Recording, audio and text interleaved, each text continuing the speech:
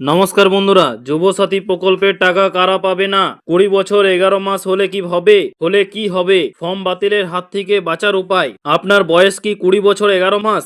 আপনি কি কৃষক বন্ধু বা লক্ষ্মীর ভান্ডারের টাকা পান? তাহলে কি আপনি যুবসাথী প্রকল্পের 1500 টাকা পাবেন না? আর যদি আবেদন করতেই হয় তবে মোবাইল থেকে ফর্ম ফিল আপ করার সময় বারবার ডকুমেন্ট আপলোড ফেল কেন হচ্ছে? তো বন্ধুরা, আজকে এই ভিডিওতে আমরা পুরোপুরি সবগুলোই আলোচনা করব। তাই যারা চ্যানেল নতুন অবশ্যই চ্যানেলটিকে সাবস্ক্রাইব করে পাশে থাকবে এবং পাশের বেল আইকনটি প্রেস করে রাখবে। পরবর্তীতে কিছু আপডেট এলে অবশ্যই কিন্তু জানিয়ে দেওয়া হবে এই চ্যানেলের মাধ্যমে। তাই আজকের এই ভিডিওটি অত্যন্ত জরুরি হতে চলেছে, তাই স্কিপ না করে শুরু থেকে শেষ পর্যন্ত দেখবেন। চলুন শুরু করা যাক। সো আজকে আমরা কথা বলবো যে রাজ্য সরকারের মেগা প্রজেক্ট যুবসাথী নিয়ে কারা টাকা পাবে, কারা পাবে না, আর সঠিক নিয়মে ফর্ম সাবমিট করার উপায় কি, সবটা জানাবো আজকের এই ভিডিওতে। তাই স্কিপ না করে পুরোটা দেখতে থাকুন। প্রথমে আসি সবচেয়ে বড় কনফিউশনে, যে বয়সের কড়াকড়ি। অনেকে কমেন্ট করে জানতে চাইছেন যে আমার বয়স 20 বছর 11 মাস, আমি কি এই 1500 টাকার জন্য আবেদন করতে পারবো? উত্তরটা হলো যে না। সরকারের স্পষ্ট নিয়ম যে 1 এপ্রিল 2026 তারিখের হিসাবে আবেদনকারীর বয়স 21 থেকে 40 বছরের মধ্যে হতে হবে।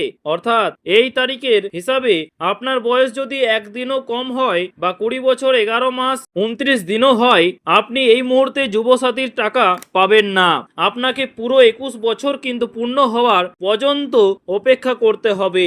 আর শিক্ষাগত যোগ্যতা হিসেবে অন্তত মাধ্যমিক পাস হতেই হবে। এবার আসি দ্বিতীয় সবচেয়ে বড় প্রশ্নে, যে যারা কৃষক বন্ধু বা লক্ষ্মীর ভান্ডারের মতো প্রকল্প পান তারা কি যুবসাথীতে আবেদন করতে পারবেন? খুব মন দিয়ে শুনুন। মুখ্যমন্ত্রী স্পষ্ট জানিয়েছেন যে যারা রাজ্য সরকারের অন্য কোনো সামাজিক সুরক্ষা প্রকল্পের ভাতা, যেমন কৃষক বন্ধু, লক্ষ্মীর ভান্ডার বা বিধবা ভাতা পাচ্ছেন, তারা কিন্তু যুবসাথীর 1500 টাকা পাবেন না। তবে আপনার জন্য একটা সুখবর আছে। আপনি যদি কন্যাশ্রী, ঐক্যশ্রী কিংবা স্বামী বিবেকানন্দ স্কলারশিপের মতো কোনো শিক্ষামূলক স্কলারশিপ পেয়ে থাকেন, তাহলে কিন্তু এই যুবসাথীতে আবেদন করতে আপনার কোনো কিন্তু বাধা নেই। আর তাছাড়া সবশেষে আমি সেই মারাত্মক ভুলের কথাই, যার জন্য হাজার হাজার ছেলে মেয়ের ফর্ম কিন্তু বাতিল হতে পারে।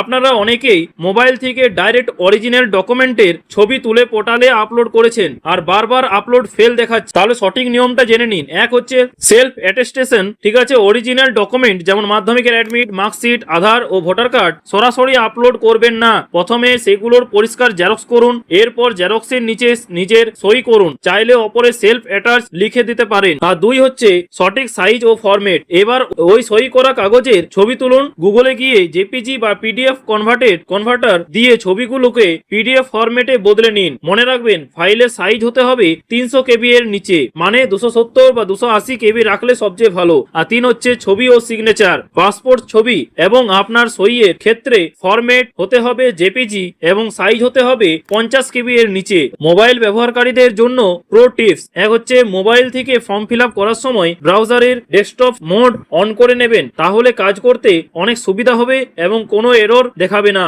আশা করি আপনাদের সমস্ত ডাউট ক্লিয়ার করতে পেরেছি।